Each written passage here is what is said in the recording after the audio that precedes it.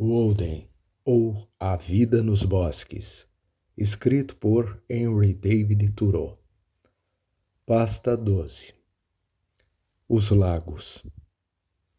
Às vezes, sentindo uma indigestão de mexericos e convívio humano, e tendo esgotado a paciência de todos meus amigos da cidade, eu vagueava mais a oeste de onde normalmente fico, indo a partes ainda menos frequentadas do povoado, a bosques frescos e novos pastos.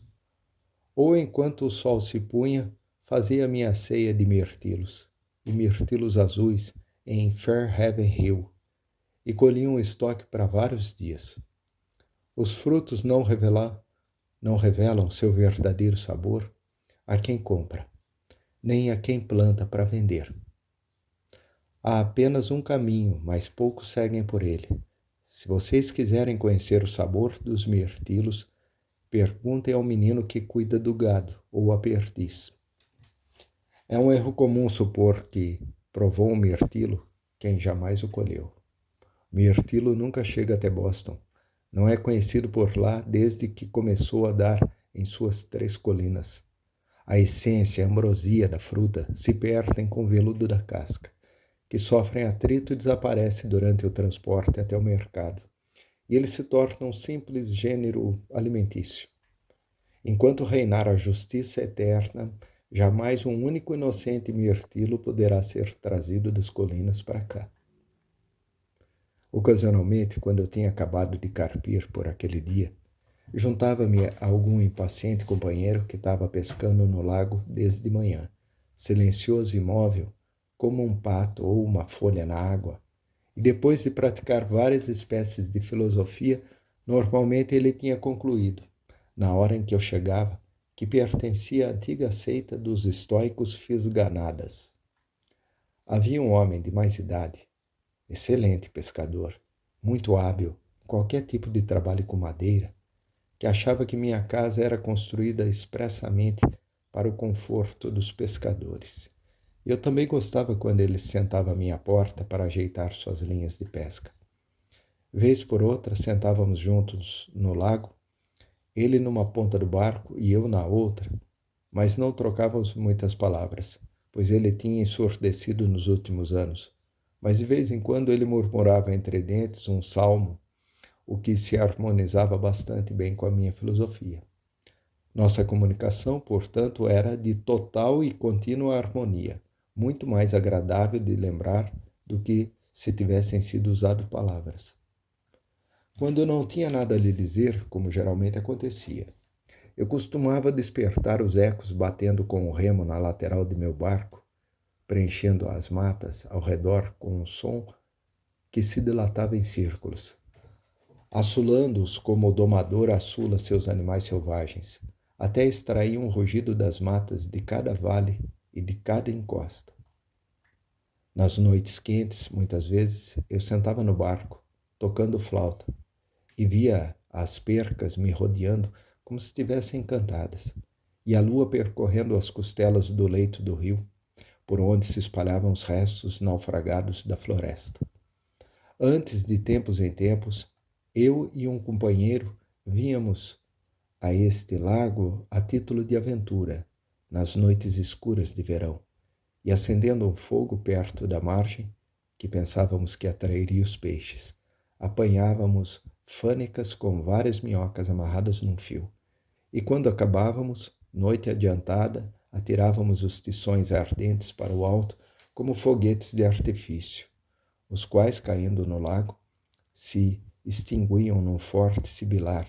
De repente encontrávamos-nos tateando numa escuridão completa. Então, assobiando uma melodia, tomávamos nosso caminho de volta para a morada dos homens. Mas agora eu tinha feito minha casa junto ao lago.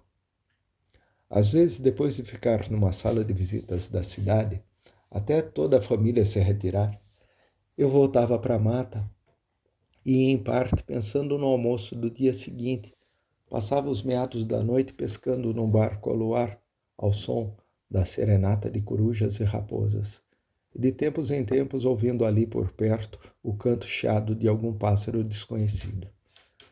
Essas experiências me eram muito valiosas e memoráveis.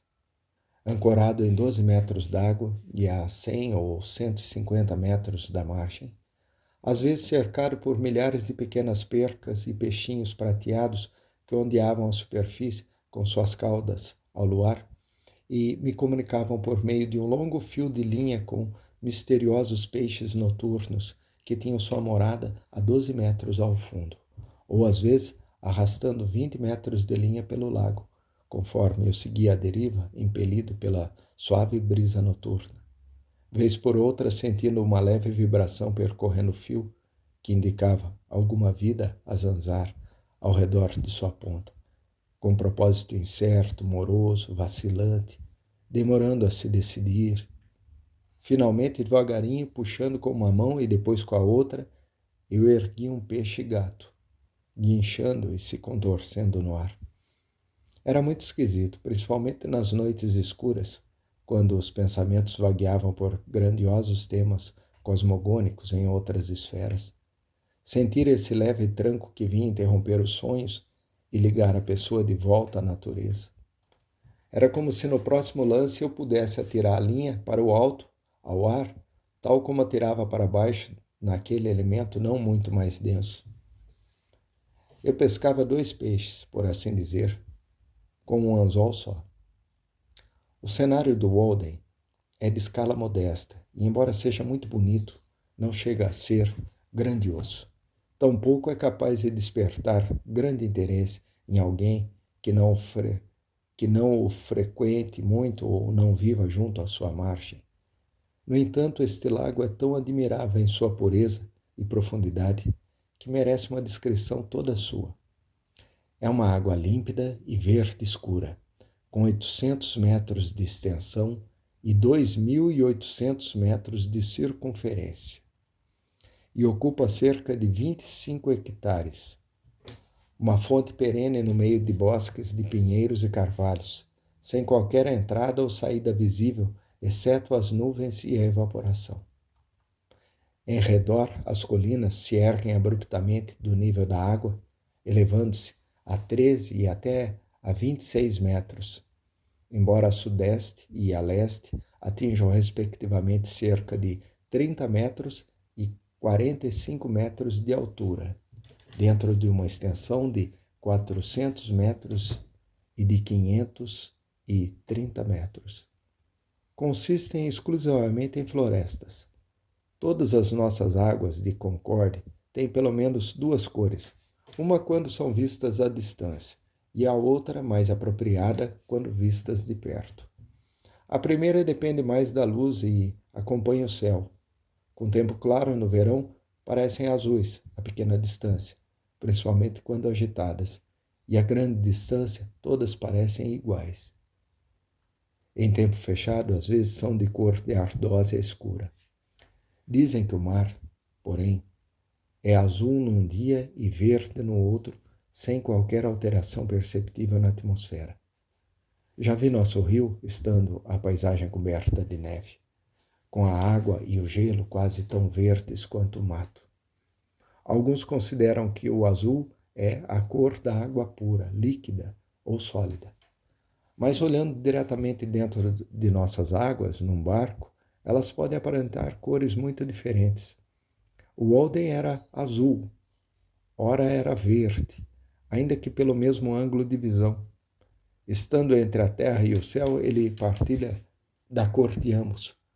Visto do alto de uma colina, ele reflete a cor do céu, mas de perto tem uma cor amarelada junto à margem, onde se pode ver a areia.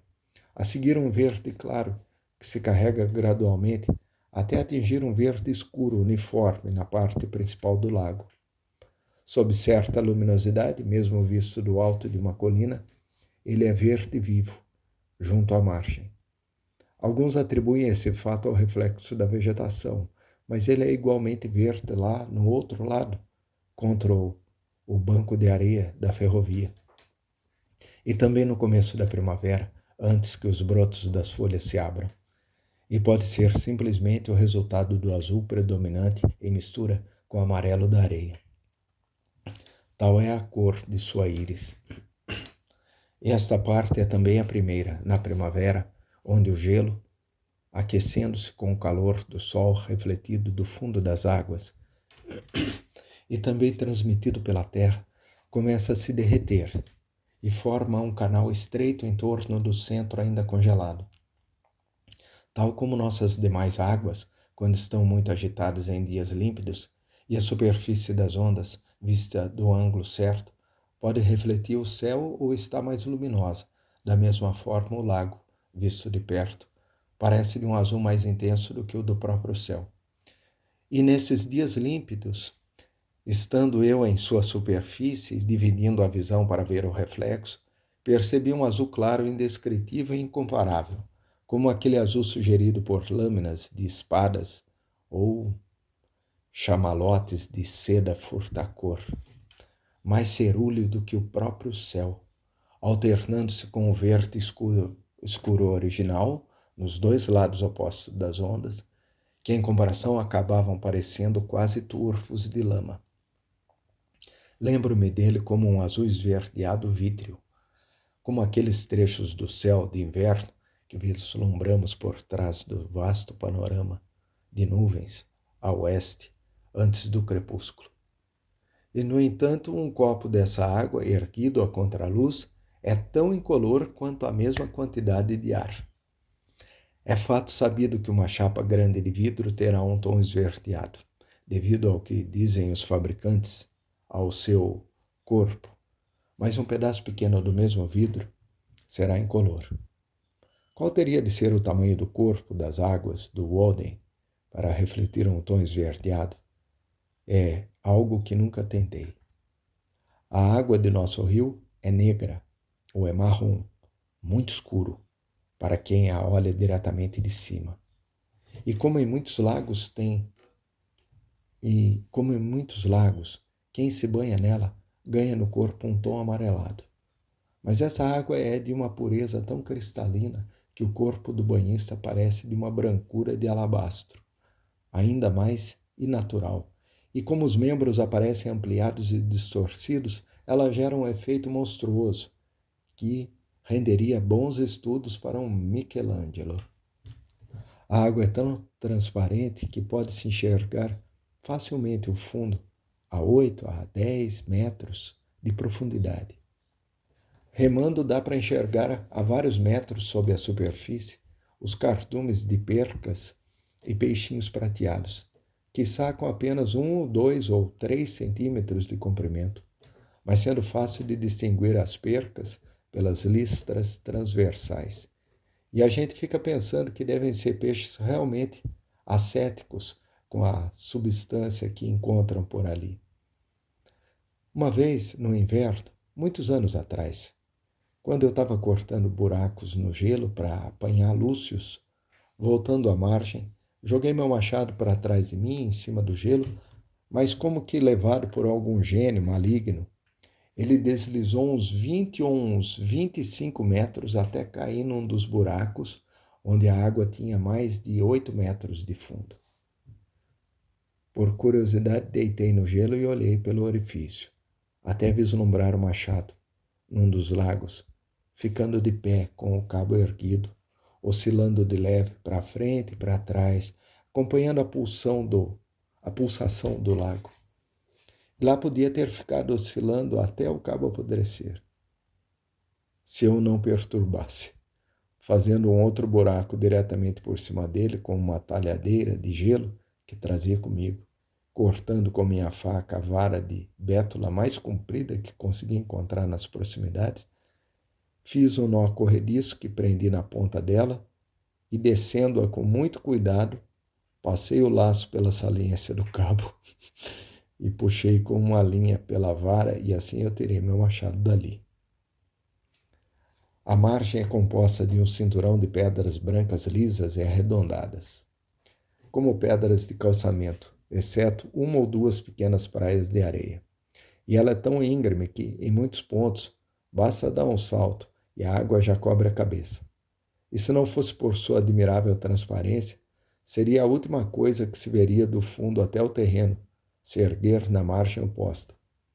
Alguns pensam que ele não tem fundo. Não há lodo em parte alguma e um observador ocasional diria que não há nenhuma vegetação nele.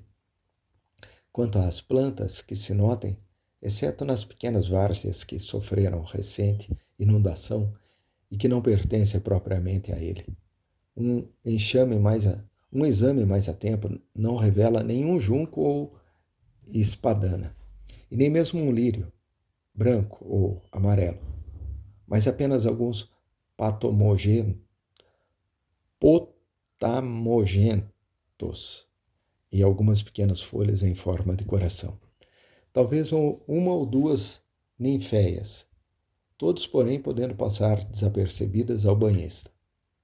Essas plantas são limpas e brilhantes, como o elemento em que se desenvolvem. As pedras se estendem por cima ou 10 metros água adentro, e depois o leito é só de areia, exceto nas partes mais fundas, onde geralmente há um pouco de sedimento.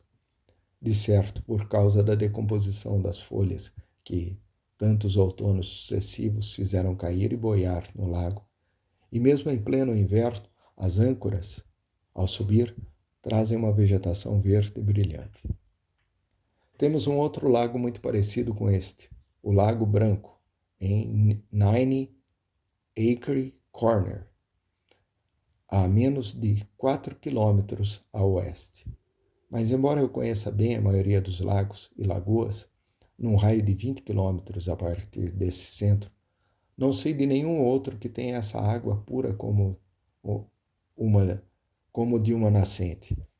Sem dúvida, sucessivas nações aqui se a beberam, admiraram e sondaram suas profundezas, e desapareceram.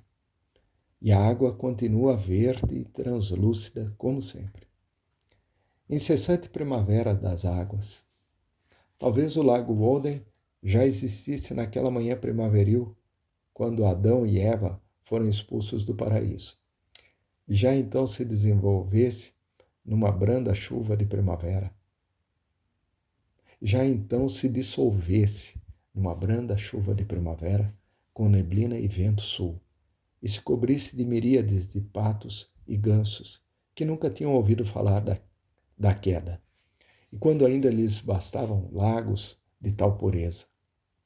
Já então ele começara a subir e descer, e havia purificado suas águas, matizando-as com a cor que agora usam e obtendo uma patente dos céus para ser o único lago Walden no mundo.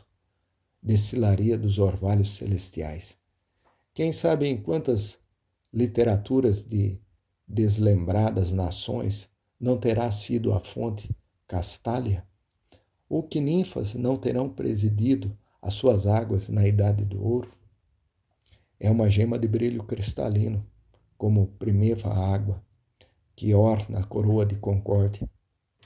E, no entanto, os primeiros que vieram a esta nascente podem, quiçá, ter deixado algum traço de suas pegadas.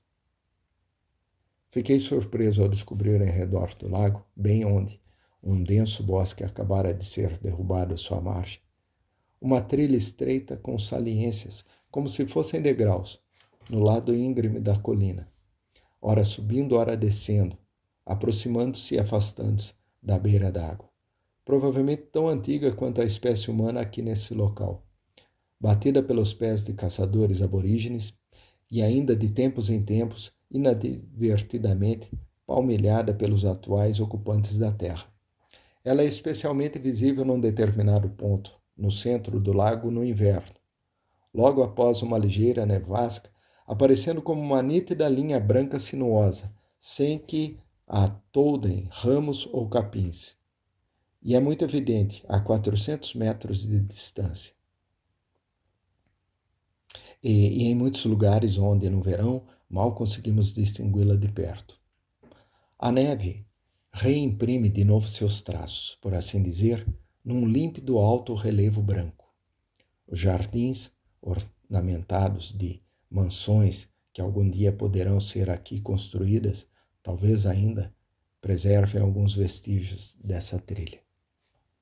O lago sobe e desce, mas, se tem regularidade ou não, e em que período isso ocorre, ninguém sabe, embora, como de costume, Muitos afetem saber. Normalmente está mais alto no inverno e mais baixo no verão, embora não corresponda ao índice geral de umidade e secura. Posso me lembrar de épocas em que ele esteve de 30 a 60 centímetros mais baixo. Também quando esteve pelo menos 1,5 metro mais alto do que na época em que eu vivia lá. Nele penetra uma estreita faixa de areia, num dos lados com a água bem funda, onde por volta de 1842 ajudei a fazer uma caldeirada de peixe, a cerca de 30 metros da margem principal, o que não foi possível voltar a fazer em 25 anos. E por outro lado, meus amigos ouviram com incredulidade quando eu lhes contei que, alguns anos depois, eu fui pescar várias vezes de barco numa angra escondida dentro da mata, a 75 metros da única margem que eles conheciam, local que se tornou várzeas faz muito tempo. Mas o lago subiu continuamente durante 2 anos e agora, neste verão de 1852, está 1,5 metro mais alto do que quando eu vivia lá. Está alto quanto 30 anos atrás e é novamente possível pescar na várzea. Isso significa uma diferença de nível de 1,80 m a 2,10 m do lado externo. E, no entanto, a água que desce das colinas ao redor vem em volume insignificante. E esse transbordamento deve ser atribuído a causas que afetam as nascentes profundas. Neste mesmo verão, o lago começou a baixar de novo. Assim, esta flutuação, seja periódica ou não, parece visivelmente demandar muitos anos para se completar. Observei a água subir uma vez e descer quase 2 vezes e prevejo que daqui a 12 ou 15 anos a água estará de novo no nível mais baixo em que a vi. O lago de Flint, a 1.600 metros a leste, descontando as alterações causadas pela entrada e a saída da água, e também as lagunas intermediárias, acompanha o Walden e recentemente atingiu seu nível mais alto na mesma época. O mesmo se aplica até onde vão minhas observações, ao Lago Branco.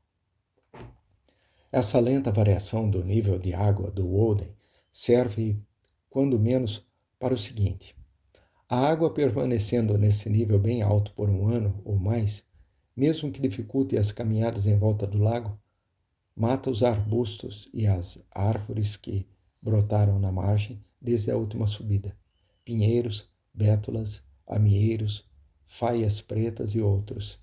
E quando desce de novo, ela deixa uma margem desobstruída, pois a diferença de muitos lagos e de todas as águas sujeitas a uma maré diária, sua margem fica mais limpa quando a água atinge o ponto mais baixo. Na parte do lago que dá para minha casa, um renque inteiro de pinheiros com 5 metros de altura foi abatido e tombado, como sob a ação de uma alavanca, e assim se pôs um ponto final à invasão deles. E o tamanho das árvores indica quantos anos transcorreram desde a última vez em que a água atingiu essa altura. Com essa flutuação, o lago afirma seu direito a uma margem, e assim a margem é escanhoada, e as árvores não podem ocupá-la a título de posse.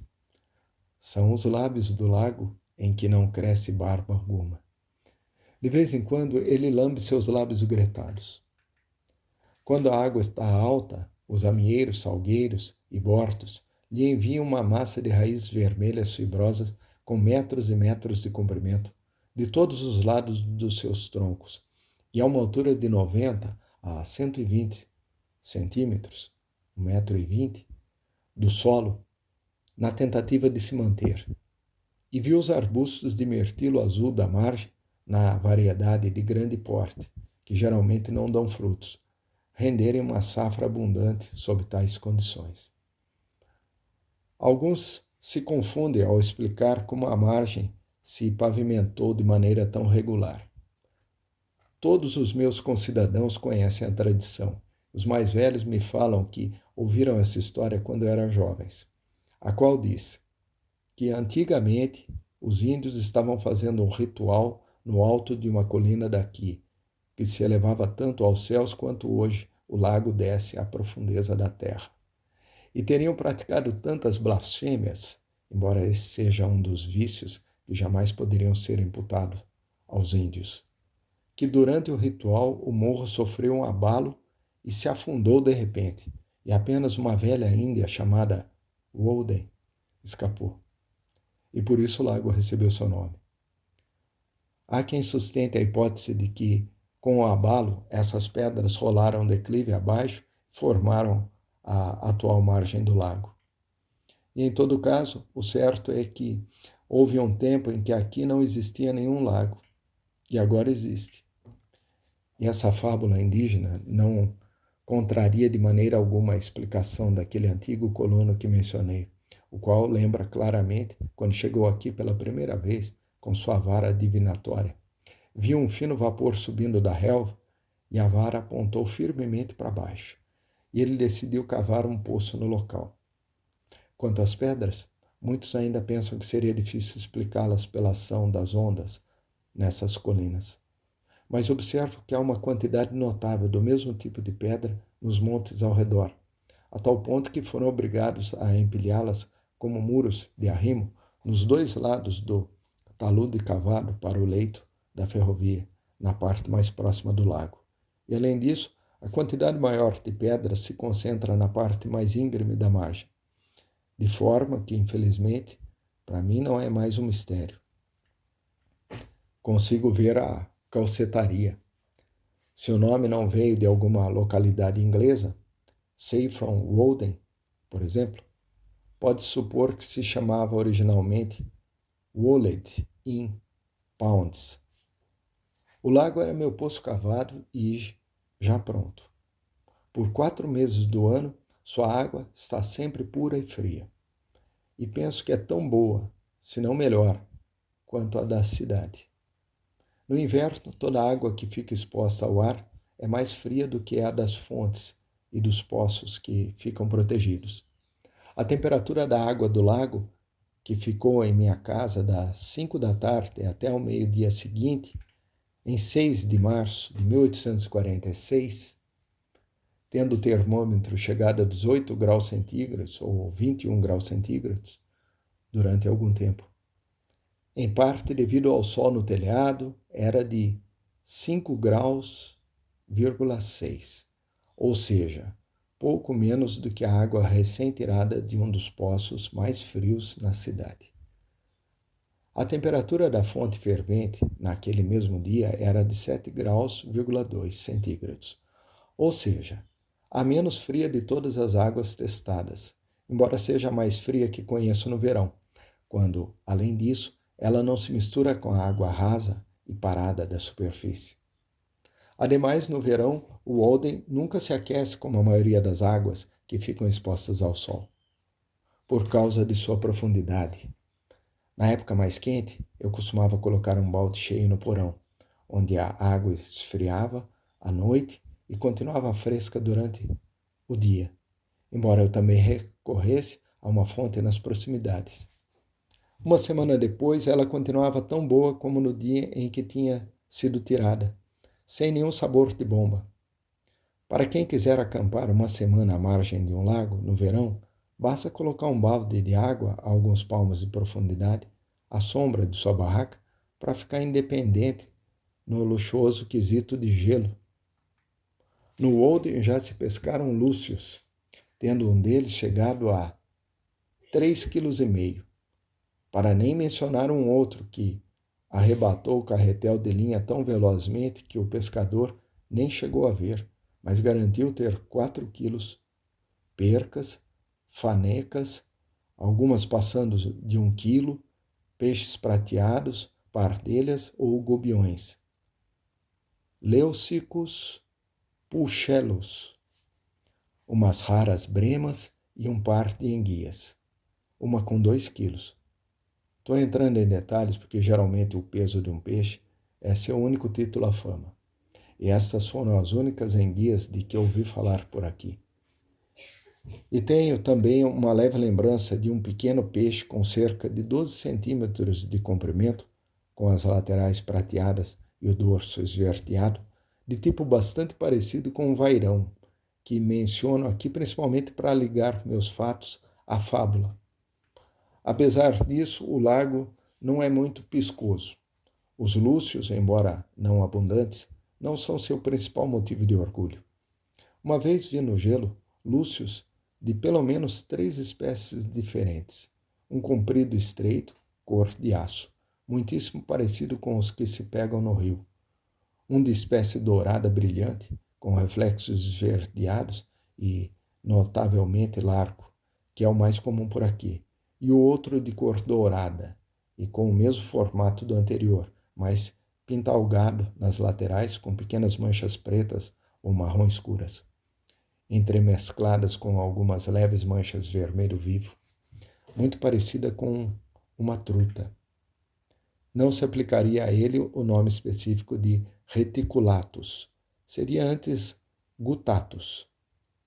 Todos eles são peixes de carne muito firme e pesam mais do que aparentam pelo tamanho. Os prateados, as fanecas e as percas também.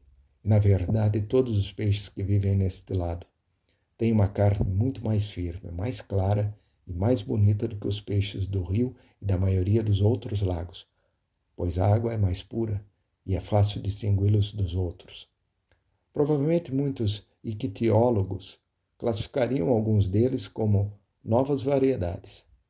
Encontram-se também rãs e tartarugas de uma espécie clara e alguns mexilhões. Martas e ratos almiscarados deixam seus traços. De vez em quando aparece a visita de alguma tartaruga da lama. Às vezes, quando eu empurrava meu barco de manhã, perturbava o sossego de uma grande tartaruga da lama que tinha se escondido debaixo dele durante a noite. Patos e gansos frequentam o lago na primavera e no outono.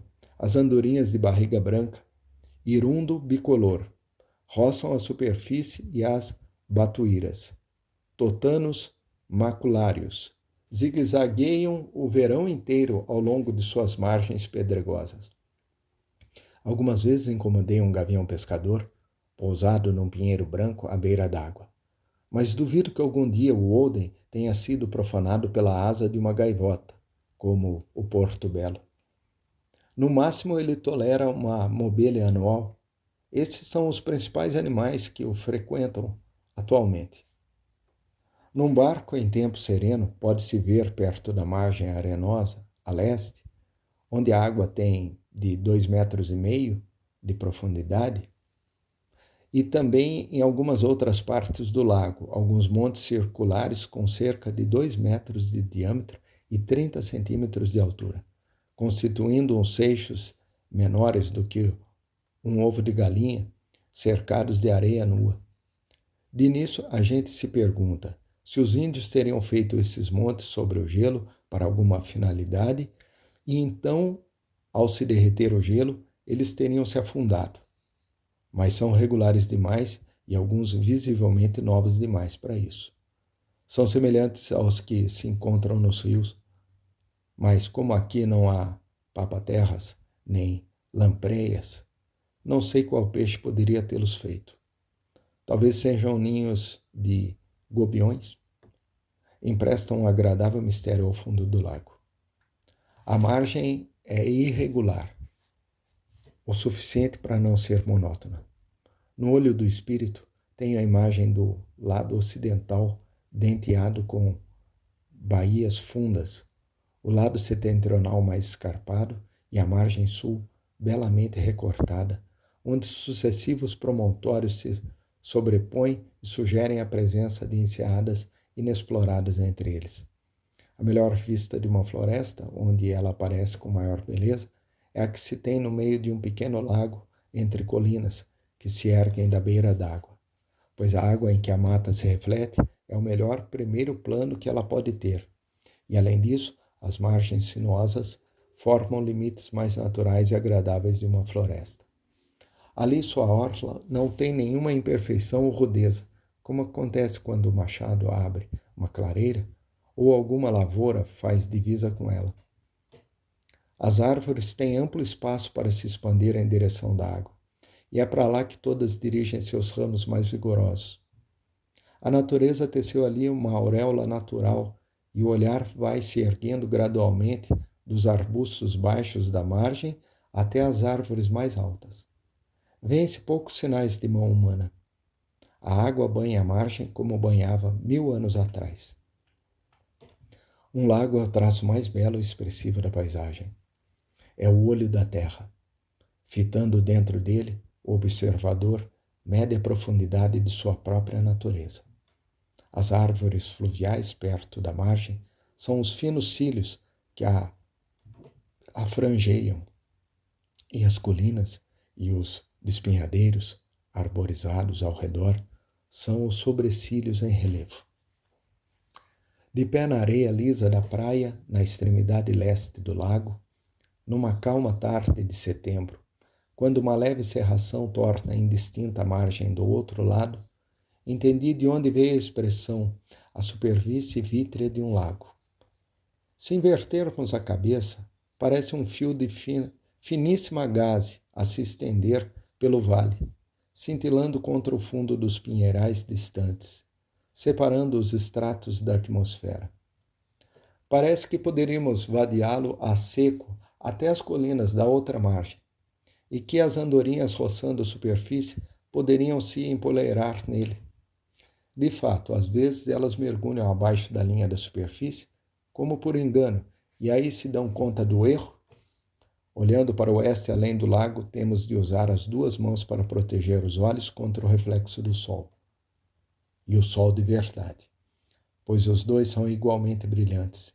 E se a gente inspeciona com atenção a superfície entre os dois sóis, ela é literalmente lisa, como um espelho, exceto onde os gerrídeos, espalhados a intervalos regulares por toda a sua extensão, com seus movimentos ao sol, criam ali a mais bela cintilação imaginável. Ou, quiçá, um pato sem pluma, ou, como disse eu, uma andorinha roça por ela em seu voo rasante. Por vezes, na distância, um peixe descreve no ar uma curva de 1 metro ou mais, e no ponto de onde ele emerge, refúgio um clarão, e refúgio outro clarão onde ele desce e bate na água. Vez por outra, vê-se todo o arco prateado, ou aqui e ali os peixes se lançam uma lanugem de paina flutuando na superfície, que então volta a se ondular.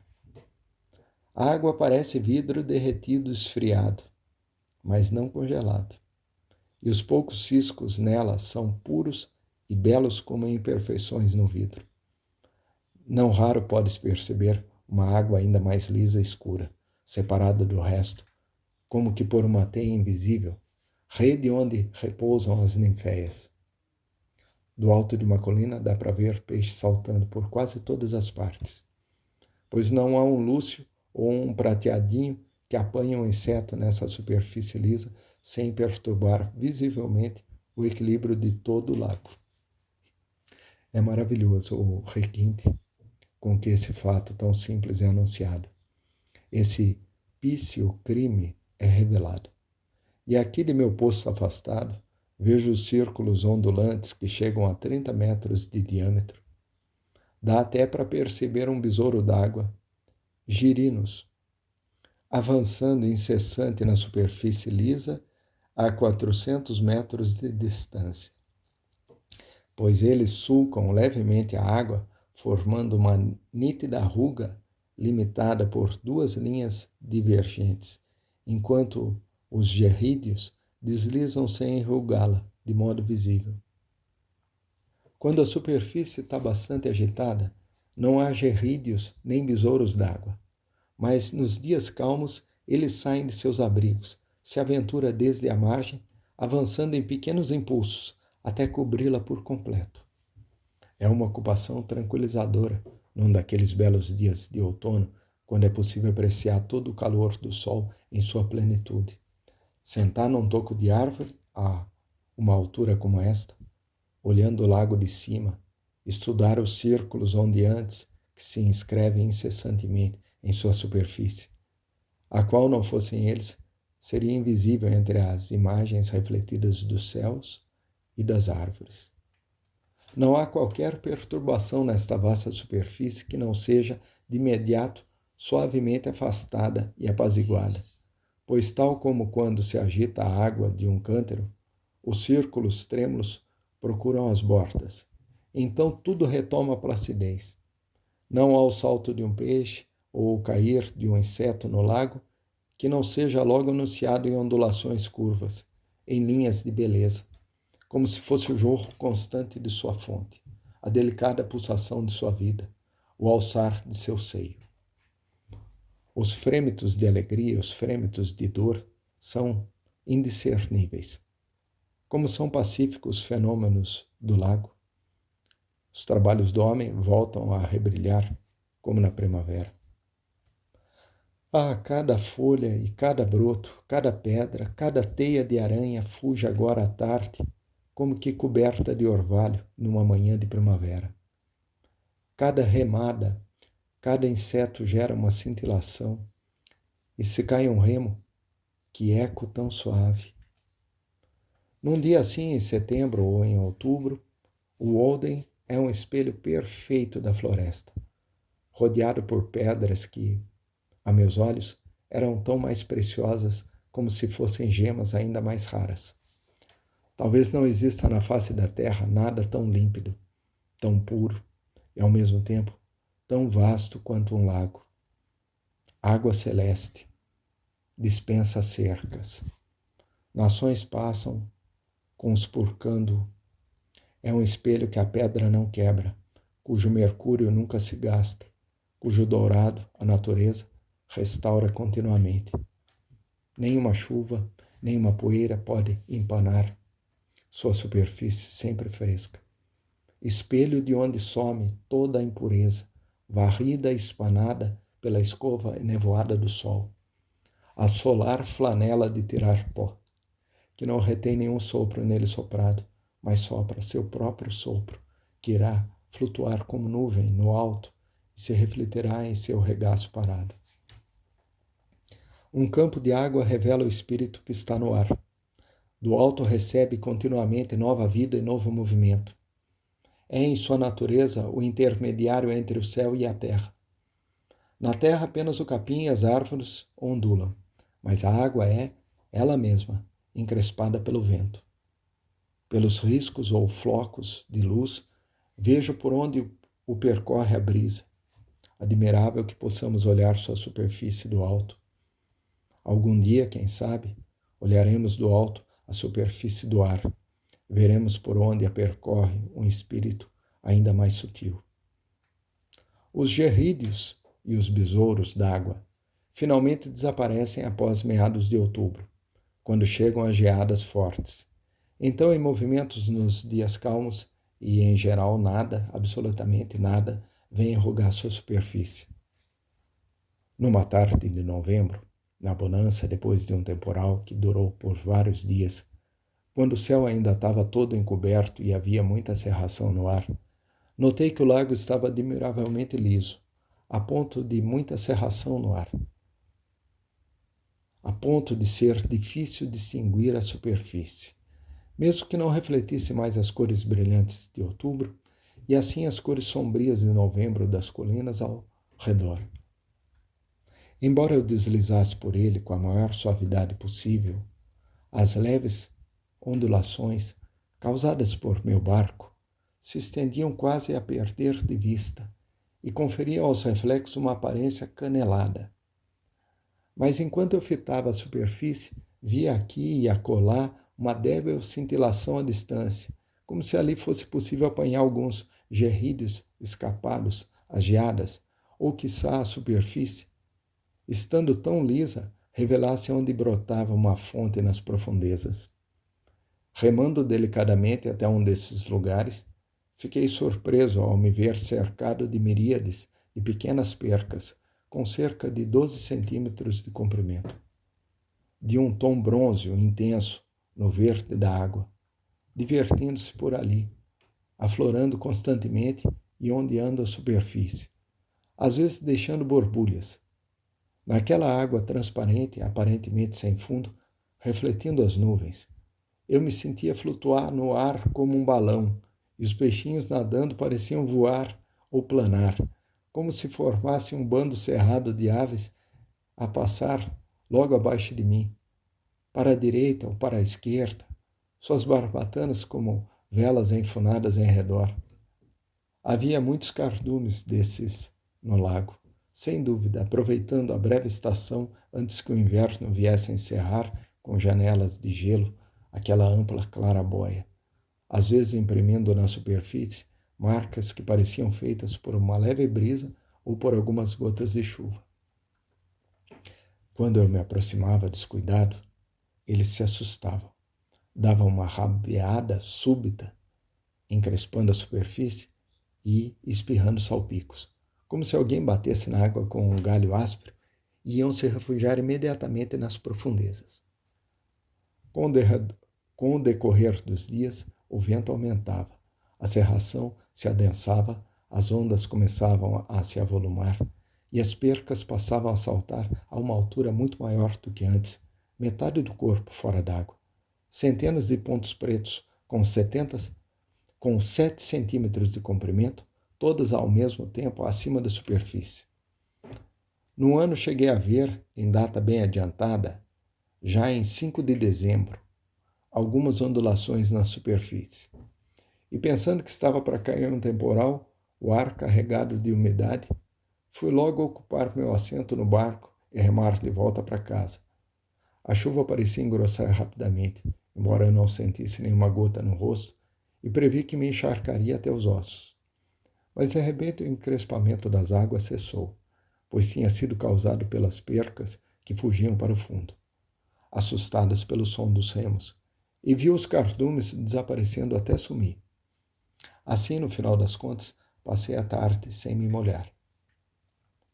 Um velho que costumava frequentar este lago, quase 60 anos atrás, quando era sombreado pelas florestas em torno, conta que o viu algumas vezes, naqueles tempos, repleto de patos e outras aves aquáticas, que muitas águias sobrevoavam a área. Ele vinha pescar aqui e usava uma canoa velha que encontrou na margem. Era feita de 2 troncos de pinheiros brancos, cavados e cavilhados, com as 2 pontas cortadas em quadrado. Era muito tosca, mas durou inúmeros anos antes de se saturar de umidade, provavelmente afundou. Ele não sabia de quem era, pertencia ao lago. Costumava fazer um cabo para a âncora com um feixe de tiras de cascas de nogueiras amarradas.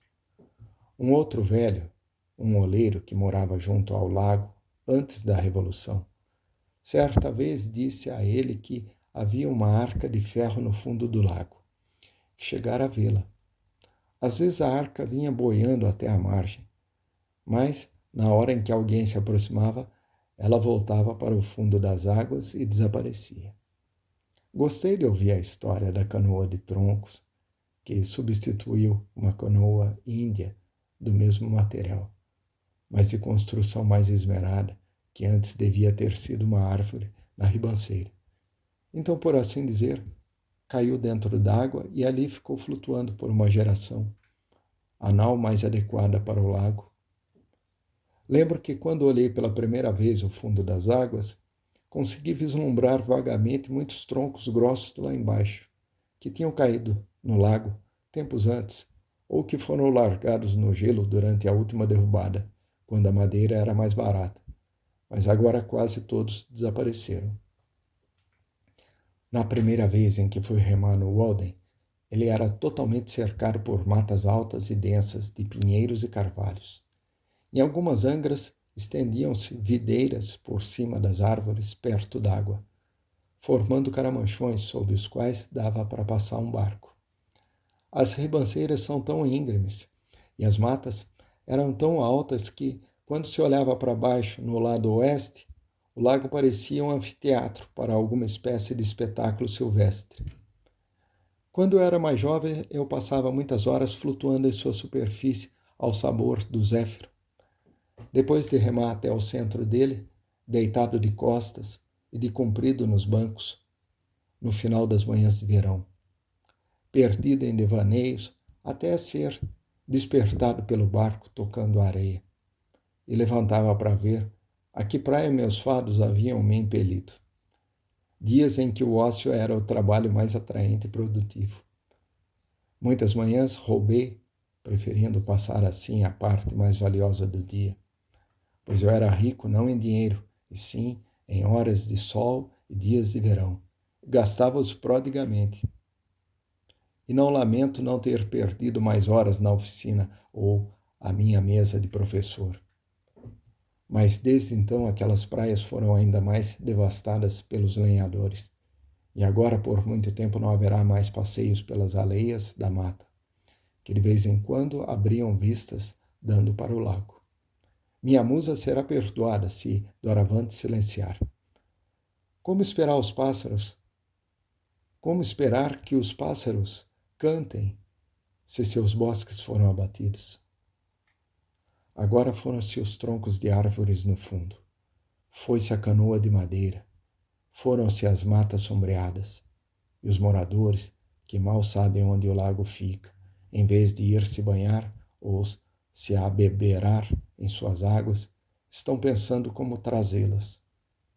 Elas que deveriam ser pelo menos tão sagradas quanto as águas do Ganges, por uma tubulação até a vila para lavar seus pratos.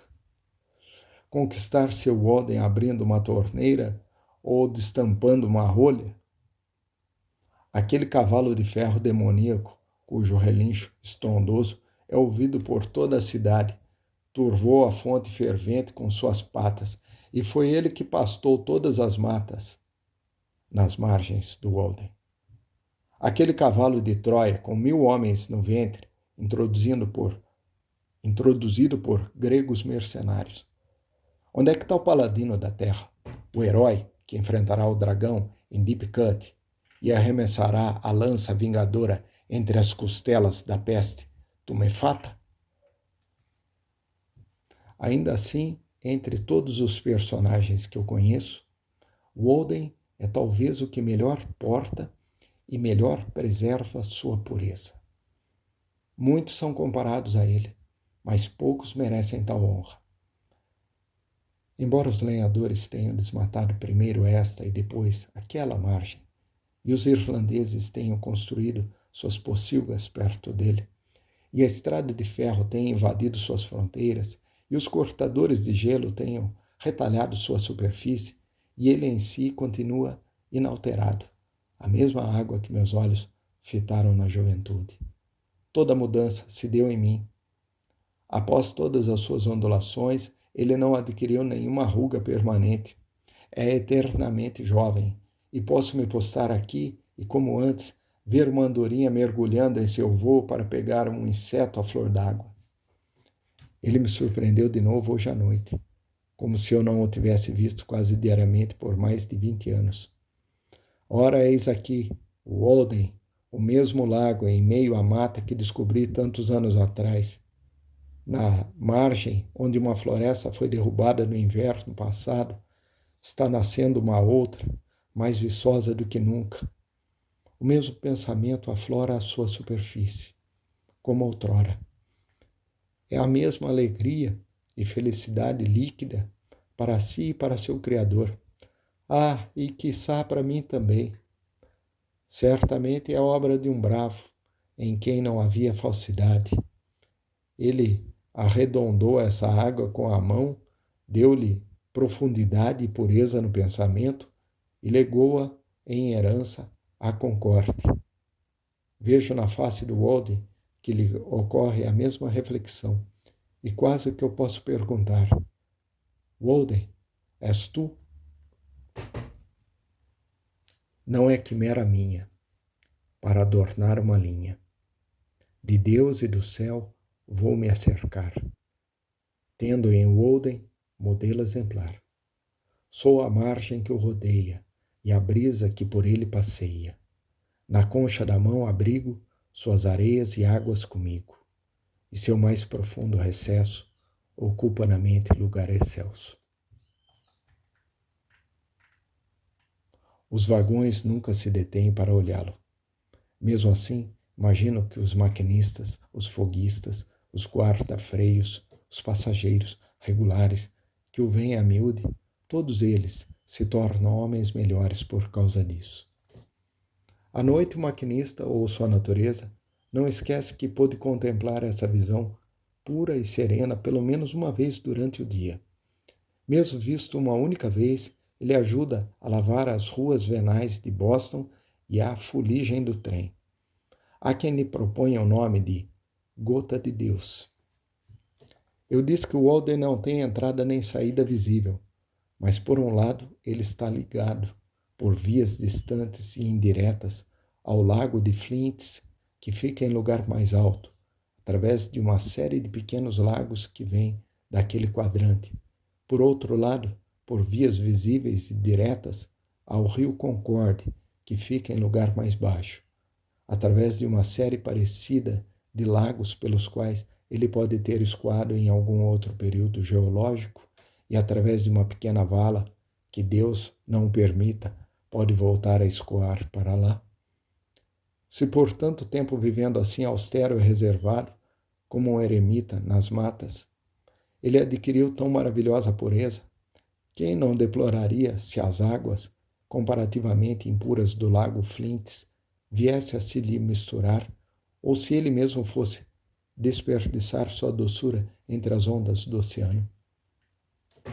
O Lago Arenoso, ou o Lago de Flints, em Lincoln, nosso maior lago e mar interior, fica a cerca de 1,5 km a leste do Walden.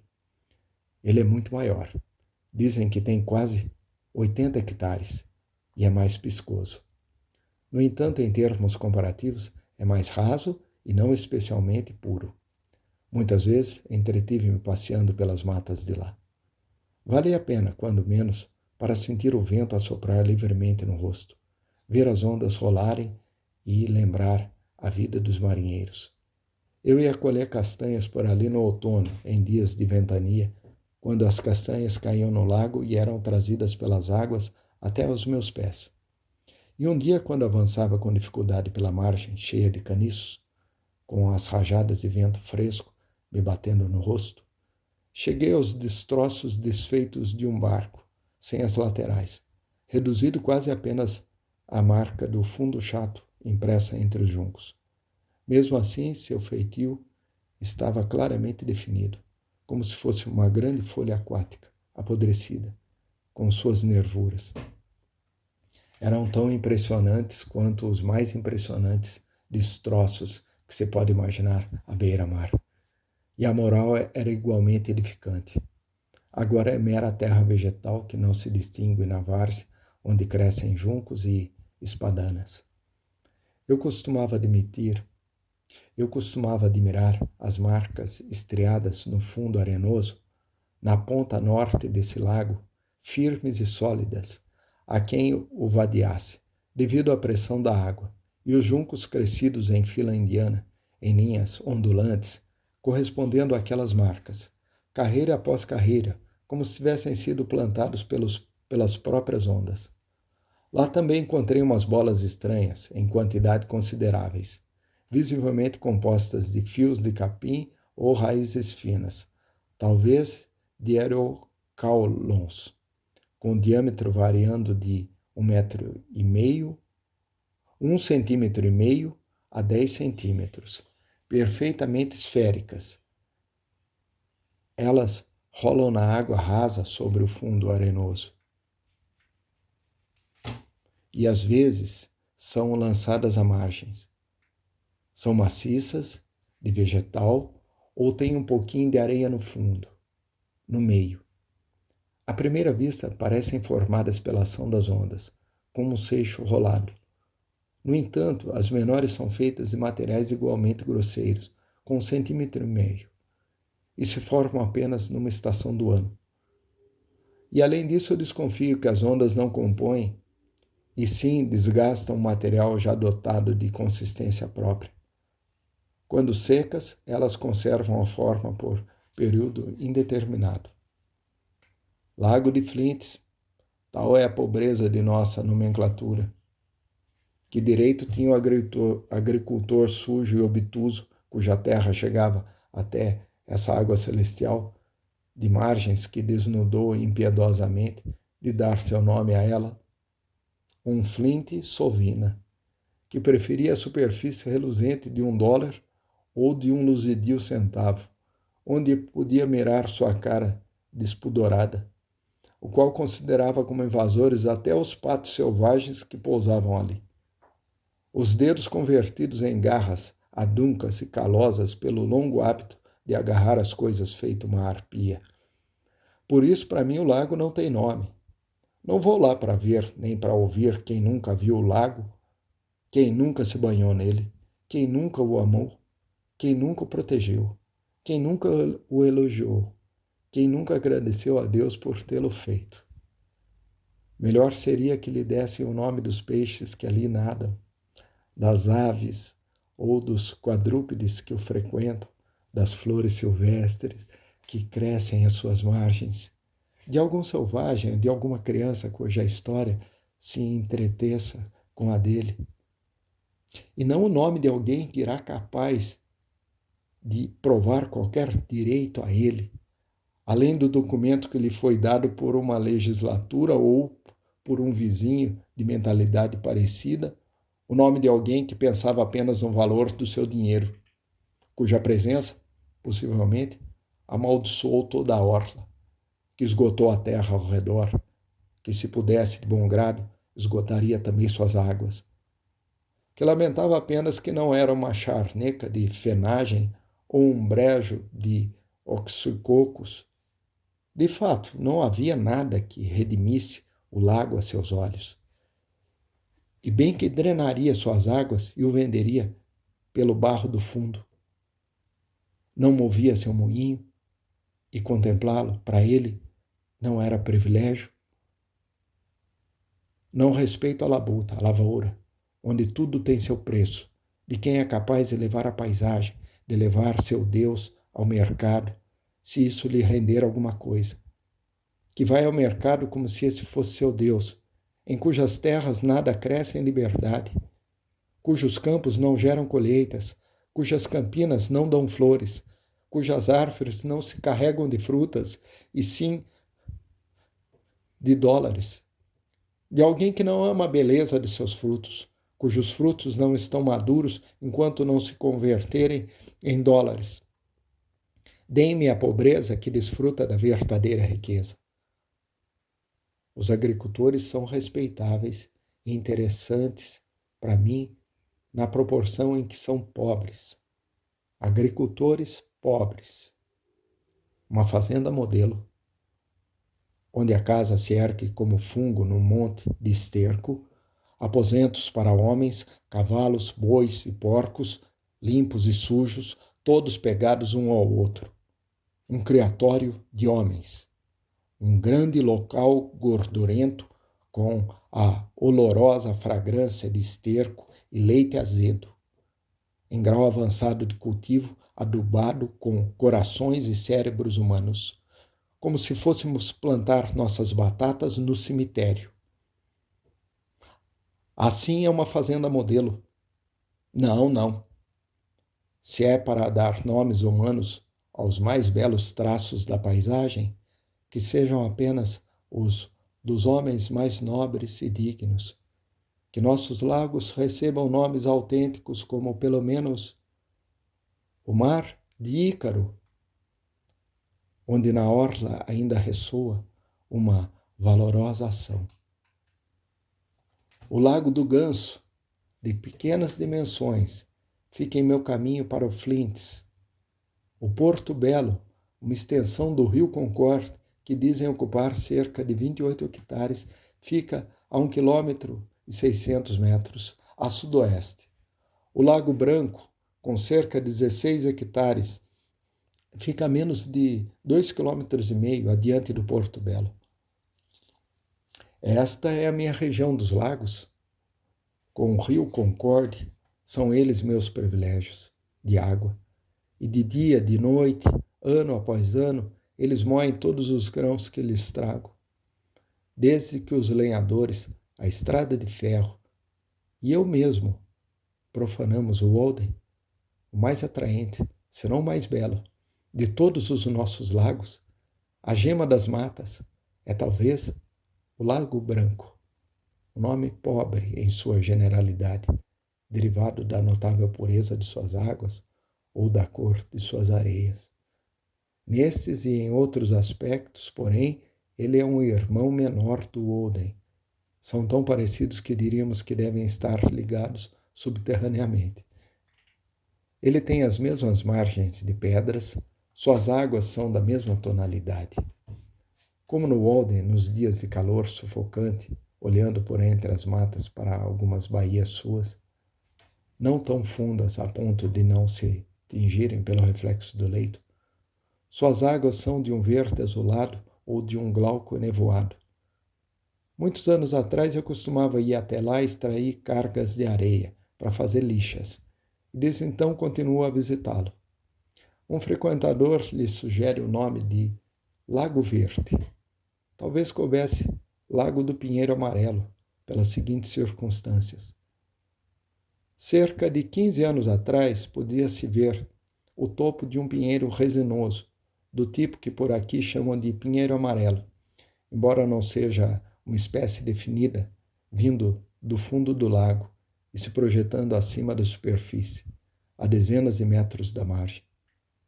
Alguns chegaram a supor que o lago tinha se afundado e que a árvore pertencia à floresta primitiva que antes havia ali.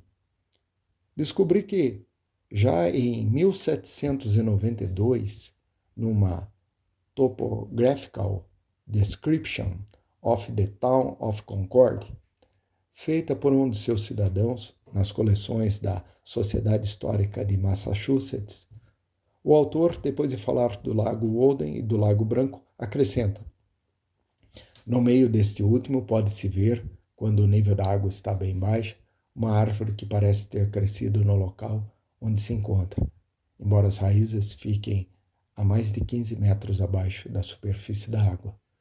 O topo desta árvore está quebrado. Neste ponto, ela tem 35 centímetros de diâmetro. Na primavera de 1849, conversei com um morador mais próximo do lago em Sudbury, que me contou que foi ele quem removeu essa árvore 10 ou 15 anos antes. Até onde ele conseguia lembrar, a árvore ficava a 60 ou 70 metros da margem, onde a água tinha uma profundidade de 10 a 13 metros. Foi no inverno. De manhã, ele estava cortando gelo, resolveu que de tarde ia retirar o velho pinheiro amarelo, com a ajuda dos vizinhos. Cerrou um canal no gelo na direção da margem e, com uma junta de bois, suspendeu, inclinou e puxou o tronco para cima do gelo. Mas, antes de avançar muito nessa tarefa, descobriu surpreso que ela estava invertida, com os tocos dos galhos apontando para baixo e a ponta superior do tronco solidamente encravada no leito de areia. Tinha cerca de 30 centímetros de diâmetro na extremidade larga, e a expectativa dele era que rendesse uma boa tora para serrar, mas estava tão podre que só serviria, quando muito, para queimar. Naquela época ele ainda tinha um resto no telheiro. Havia marcas de machado e de pica-paus na parte mais grossa. Ele achava que podia ser uma árvore morta da margem que caíra no lago depois que o topo se encharcara, enquanto a outra ponta ainda se mantinha leve e enxuta. Tinha ido à deriva, afundando de ponta cabeça. Seu pai, com 80 anos de idade, lembrava de tê-la visto durante toda a sua vida. Ainda é possível enxergar vários toros bem grandes no fundo do lago, onde, devido à ondulação da superfície, parecem imensas cobras em movimento. Este lago raramente é profanado por algum barco, pois não tem muito a oferecer a um pescador. Em vez do lírio do brejo, que gosta de lama, ou do lírio roxo comum, a íris selvagem, Iris versicolor, cresce esparsa na água pura, brotando do fundo de pedras ao redor de toda a margem, visitada pelos beija-flores em junho, e o tom azulado tanto das lâminas quanto das flores, e principalmente seus reflexos, formam uma singular harmonia com o glauco das águas. O Lago Branco e o Lago Walden são grandes cristais na superfície da Terra, lagos de luz. Se estivessem perpetuamente congelados, fossem de tamanho que desse para apanhá-los, de certo seriam transportados por escravos como pedras preciosas, para adornar a cabeça de imperadores. Mas sendo líquidos e vastos, para sempre assegurados a nós e aos nossos descendentes, pouca importância lhes damos. Corremos atrás do diamante de Koh-i-Noor. São puros demais para ter valor no mercado. Não têm jaça. São eles tão mais belos do que nossa vida, tão mais transparentes do que nosso caráter. Jamais soubemos de qualquer mesquinharia deles. Tão mais límpidos do que o tanque diante da casa do agricultor, onde estão seus patos a nadar. Para cá vêm os asseados patos silvestres. A natureza não tem habitante humana que o aprecie. As aves, com suas plumagens e melodias, estão em harmonia com as flores. Mas qual o rapaz ou a moça que está em consonância com a beleza agreste e luxuriante da natureza? Ela mais floresce sozinha, longe das cidades onde residem. E falais dos céus, vós desgraçais a terra.